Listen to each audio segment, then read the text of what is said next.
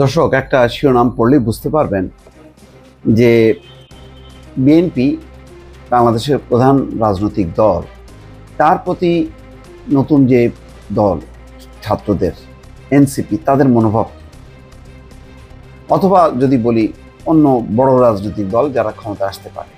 নাহিদ ইসলাম বলছেন যে নির্বাচনের পরের সরকার সংস্কার ক্রিয়া চলমান রাখবে, সেই নিশ্চয়তা নেই নাহিদ ইসলাম। তাই এখনই করতে হবে, বাস্তবায়ন করতে হবে সংস্কারের কিছু বিষয়। তো এখন যে বাস্তবায়ন করবে কিভাবে? বিদ্যমান আইন থাকলেও সেটা বাস্তবায়ন কিভাবে সম্ভব? নির্বাচিত কোনো সরকার আছে? তারপরে সব দলকে ঐক্যমত্য পোষণ করবে? করবে না। তাহলে সরকার কি তার মতন করে বাস্তবায়ন করবে? সেটা কি সম্ভব? সেটা কি উচিত?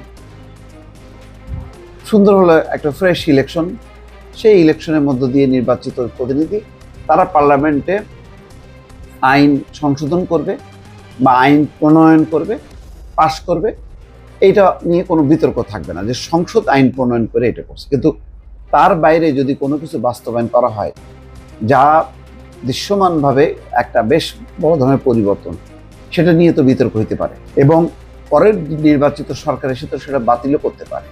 তাহলে এই বিতর্ক বা এই সংঘাত, এই ধরনের চিন্তা কেন? এটা হলো প্রশ্ন।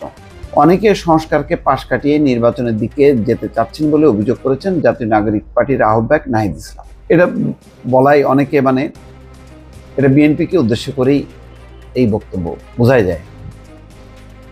তিনি বলেছেন, আমরা মনে করি জুলাই গণঅভ্যুত্থানের বিচার ছাড়াই যদি আমরা নির্বাচনের দিকে যাই, তাহলে নির্বাচন পরবর্তী সময় যে সরকার আসবে তারা যে সংস্কার প্রক্রিয়া চলমান রাখবে সে নিশ্চয়তা নেই। তাই আমরা চাই বিদ্যমান আইনের মধ্যেই দ্রুত সময়ের মধ্যে সংস্কার এবং বিচার করতে হবে। ভাই, সংস্কার বিচার এটা চলমান প্রক্রিয়া। এখন যদি 50% করা হয়, বাকি 50% উল্টাই দিতে পারে। এই 50% উল্টাই দিয়ে আবার নতুন করে। সুতরাং নির্বাচিত পার্লামেন্টের মাধ্যমে সংস্কার প্রক্রিয়া বা সংস্কারের কাজগুলি বাস্তবায়নের আর কোনো বিকল্প নেই। এখন সমস্যা হচ্ছে, তারা হয়তো ভাবছে যে নির্বাচন হলে তো বিএনপি ক্ষমতায় আসবেই, বিএনপি যদি না করে, আমি বলি এই আস্থাটা রাখতেই হবে। যদি না রাখে তাহলে ওই যে যারা জনগণের কল্যাণে মৌলিক কোনো পরিবর্তন আনবে না, তাদের পরিণতি হবে আওয়ামী লীগের মতন। ওই দিল্লিতে যে বসে থাকতে হবে। দিল্লিতে তো আর আওয়ামী লীগ ছাড়া কেউ যাইতে পারবে না, তাদের ইউরোপ আমেরিকার দিকে দৌড়াইতে। এটা ছাড় দেবে না। কিন্তু নির্বাচনকে বাদ দিয়ে, নির্বাচিত পার্লামেন্টকে বাদ দিয়ে কোনো সংস্কার বাস্তবায়ন করাটা এই মুহূর্তে খুবই জটিল এবং কঠিন। তারপরেও যদি সকল রাজনৈতিক দল একমত পোষণ করে, সেটা না হয় করা যেতে পারে। যেমন তত্ত্বাবধায়ক সরকার, নির্বাচন একটা নিরপেক্ষ তত্ত্বাবধায়ক সরকার ব্যবস্থায় হওয়া উচিত। এই ব্যাপারে আমার ধারণা কারোর কোনো দ্বিমত নেই। এইটা ছাড়া ওই যে দ্বিকক্ষের পার্লামেন্ট অথবা সংখ্যানুপাতিক নির্বাচন, এই যে সমস্তগুলো, এইগুলি নিয়ে অনেক মত পার্থক্য আছে। এগুলি বাস্তবায়ন করা যাবে না বাস্তবতা। শুক্রবার সন্ধ্যায় সিরাজগঞ্জ পৌর শহরের স্টেশন বাজার এলাকায় বিজয় সৌধ চত্বরে আয়োজিত ইফতার মাহফিলে প্রধান অতিথির বক্তব্যে নাহিদ ইসলাম এসব কথা বলছেন। এনসিপি আয়োজিত ইফতার মাহফিলে ভার্চুয়ালি যুক্ত হন আহ্বায়ক নাহিদ ইসলাম। তিনি কি বলছেন?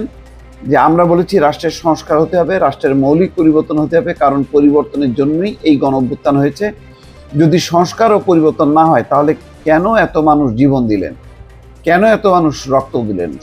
অন্তর্বর্তী সরকারের সময় নির্বাচন সংস্কার এবং গণপরিষদ নির্বাচনের মাধ্যমে একটি নতুন সংবিধান তৈরির দাবি জানান তিনি। আচ্ছা, এই যে কথাগুলি, তাহলে বিএনপির প্রতি বিশ্বাস নেই, জামাতের প্রতি বিশ্বাস নেই, তাহলে এনসিপির প্রতি কেন বিশ্বাস করবে? শুধু এনসিপি মানে আন্দোলন করছে, সরকার পরিবর্তন করছে, এই আন্দোলনে কি বিএনপির অংশ নেই, জামাতের অংশ নেই? এখানে একটা বিভাজন তৈরি কি করা হচ্ছে না অলক্ষ্যে? যে আমরা এত রক্ত দিলাম, আমরা এনে যদি একটা নতুন কিছু না করতে পারি, অন্যরা কি? এটা তো অন্য কেউ নাই। অন্য যারা, তারা তো প্রতিপক্ষ, তারা তো দেশ ছেড়ে ভাগছে। এখন যারা আছে সবারই অবদান আছে, সবারই কন্ট্রিবিউশন আছে। সুতরাং আমরা করব আর অন্যরা নির্বাচিত হয়ে আসলে তারা করবে না, এই যে আমরা তোমরা এই বিভাজনটা, এইটা কিন্তু ক্ষতি করতেছে সমগ্র রাজনীতিকে। একটা অবিশ্বাস, সন্দেহ এই দোলার মধ্যে ফেলে দেওয়া হয়েছে। এইটা দূর না করতে পারলে ভবিষ্যতে রাজনীতি আবার কিন্তু সংঘাতময় হয়ে উঠবে। দর্শক ভালো থাকবেন, আল্লাহ হাফেজ।